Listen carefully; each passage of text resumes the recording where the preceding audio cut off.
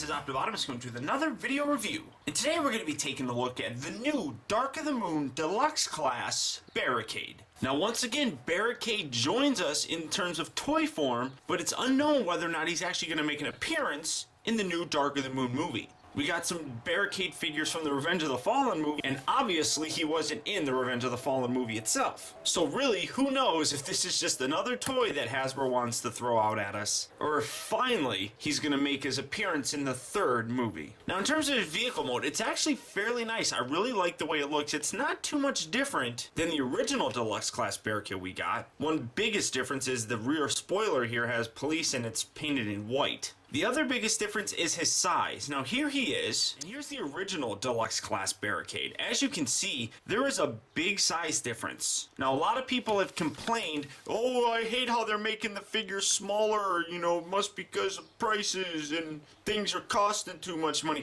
Basically Hasbro said that has nothing to do with it. Cost of oil, none of that stuff, economy, none of that stuff is factoring in with the fact that these figures are now smaller than their previous Deluxe versions. It's the inclusion of this little thing right here.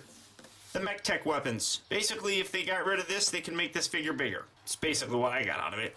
But you can see that overall the detailing on here is pretty much the same. I really like the way this looks. But it is smaller, and that's one thing that people are going to have to deal with. Or not get it. That's just how it's going to go. But overall, I mean, it's got 643 here painted on here at least. Doesn't have it on here, and his is separated a little bit. But you can see that there is a big size difference. As for his Mech-Tech Weapon, it's got this really kind of goofy claw thing where if you take this and you slide it, and you get my finger out of the way, slide it out, he's got a claw. And then you spring it back and it retracts back into itself, but it's got this nice little kind of Gatling gun tip here on the side. But I know that somebody else did a review of it, and I know it wasn't Pia because he actually said it as well, that there's no way to lock this in place unless you strip the gears, kind of permanently breaking your toy. And if you're all for breaking your toys, then by all means follow that guy's recommendation and do it that way. But as of right now, there is no way for a Deluxe class figure to have their Mech-Tech Weapon actually lock in place. Only the Voyagers are doing that right now.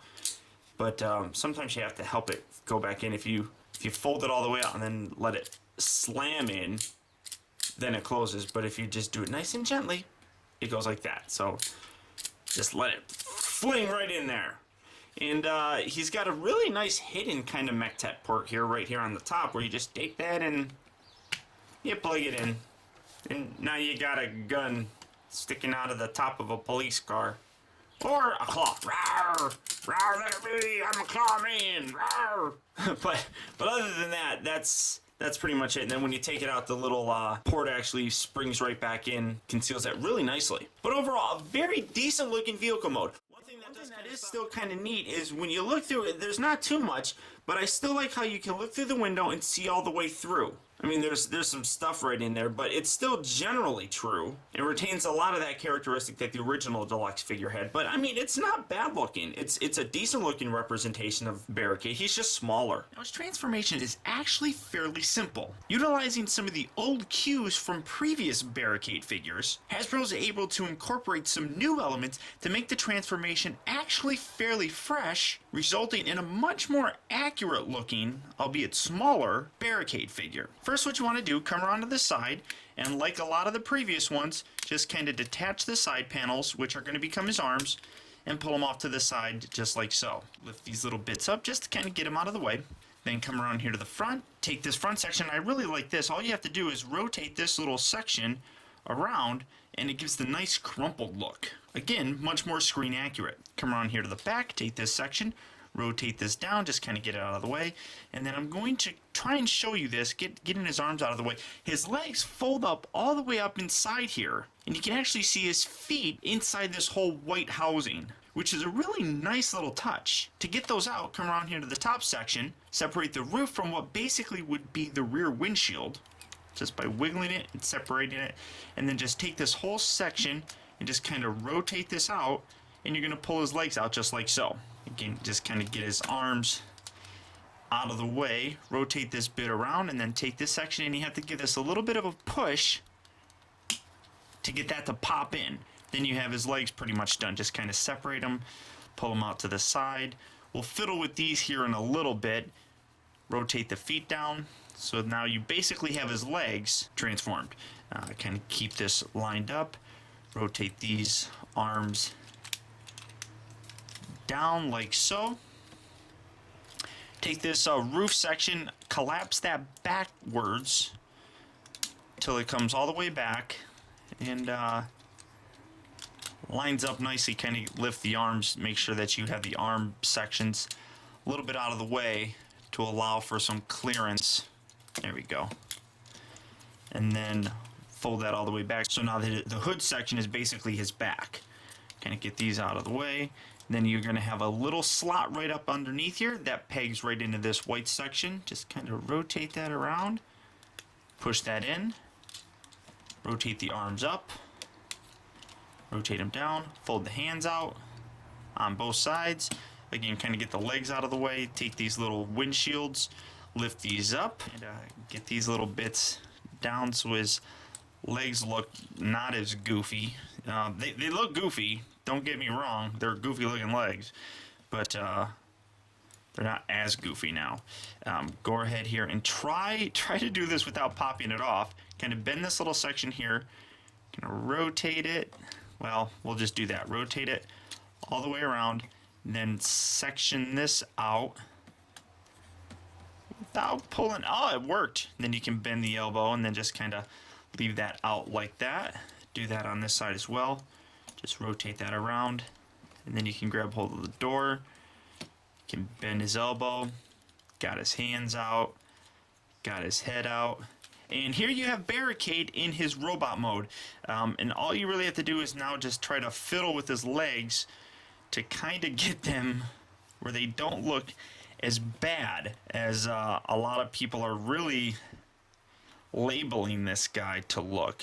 But there you have him in his robot mode. Now next to his original movie deluxe version, you can see that there is again a size difference. But there's a whole lot more accurate of a look in the new Dark of the Moon version. The chest is just so much better looking. The head, much better looking. The arms, if you ask me, are much better looking. The only thing that really does kind of suffer are the legs. Although this guy still has goofy looking legs up in the crotch area. Part of the biggest thing is the whole crotch piece here hangs a little bit lower on the original version, where this guy's is up a little bit higher. But basically the legs and the hips and where they connect are almost essentially the same. Now I do kind of wish that all this white underneath here was either a dark gray or a black, because that just, the color on it just really kind of throws off the overall look.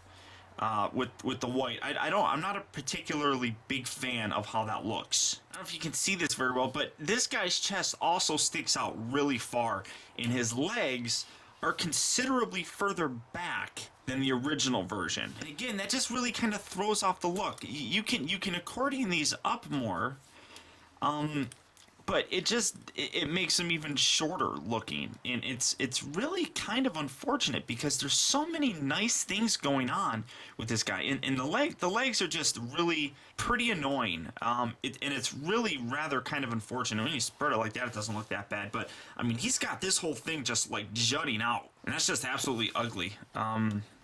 You really can't do much with these side back panels either, but he's got some serious chicken legs. And then part of the problem, you can't really, if you straighten out his legs all the way, well, you can pull his foot off. But I mean, you can't even extend, if you have it all the way down, the foot's angled up. You can't angle it all the way down, so you have to keep the legs in this chicken pose, which makes them shorter as well. That being said, it really is a decent figure. It just suffers from, in this general area. In terms of his articulation, his head will go left and right, but he's kind of sunken. He's kind of got, like, his beard goes down into his little chest piece. His arms, unfortunately, don't peg into anything, so they're kind of detached looking here, and that's kind of distracting. But they rotate. They're on ball joints. He bends at the elbow, rotates. If you get the door out of the way, he rotates here on a ball joint, so he's got some articulation there. I love the fact that he has two hands on this figure. That's something that even the Human Alliance version doesn't even really have. His legs are kind of stupid with how they rotate and such, and then he's got 2 points at the knee where he bends, and like I showed you before, he's got some ankle articulation, but you can't really get too much going on because they only want to bend so far. This is definitely a figure that with subsequent releases has improved, but it's also been hurt by maybe a little bit too much over-engineering. I still say that the Human Alliance version is the definitive version of this figure. Transform him back, just come around to the hands, tuck them in just like so, rotate these top sections around, line those up, straighten out the arm, push the door in, do that on both sides, and get that out of the way. Rotate that. There we go, straighten out the arm, push the door in. And if you want to, you just can kind of straighten them out and they're going to go like that anyhow. Separate this section from the torso, fold that all the way back, then rotate the torso bit around, grab hold of this section and give it a tug, then you can straighten this out and you can have it lined up just like so, and then the head just tucks behind this little white tab by my thumb. And this is where things can get a little tricky, kind of straighten out the legs. When you're trying to slide the legs in, peg these together, just like so. You can kind of peg these back sections together as well, just like so.